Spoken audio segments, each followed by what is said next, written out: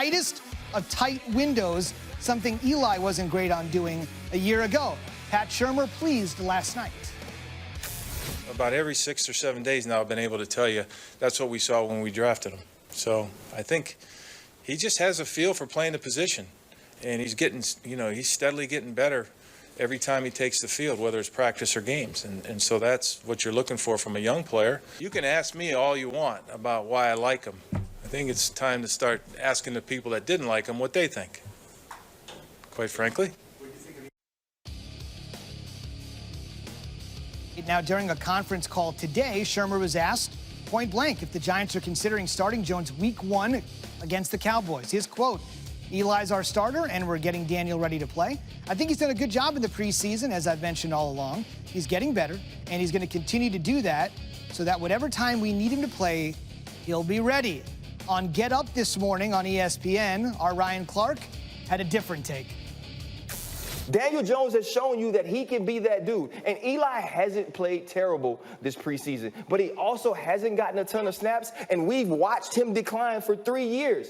Daniel Jones has shown you that he can do it. If you believe he is who he was when you drafted him, and now he's shown you that you're right, let it play out. Now, I do understand how football works, right? You have Eli Manning. You want to wait until he shows you that they're no longer competitive so you can move on to him, because if you start with Daniel Jones, there is no going back to Eli Manning. Once you make that move, you stick with it. What I'm saying is it's time to make the move, though.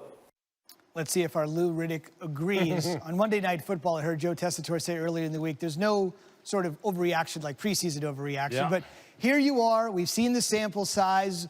When is it time for him to take over the reins? Look, I agree with what the Giants are doing as far as a plan, starting with Eli, understanding that the regular season is a much different beast than the preseason.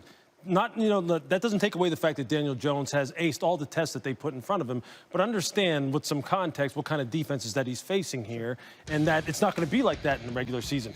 Let Eli start. Eli has only taken a certain number of snaps in the preseason and hasn't been put in some of the same situations Daniel has.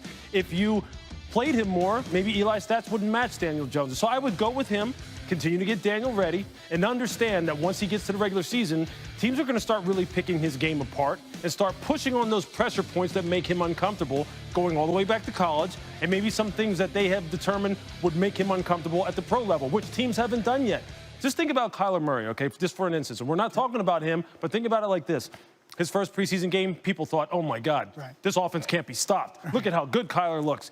Oakland came out in the second week of the preseason and said, we're going to show you a little something. How do you react to this? When we start putting double A-gap blitzes up here, sending our nickels off the corner, pulling you up on the edges, not letting you run, all of a sudden he looked totally different. That's what the regular season will do to you. That's what happens when defensive coordinators start getting after you.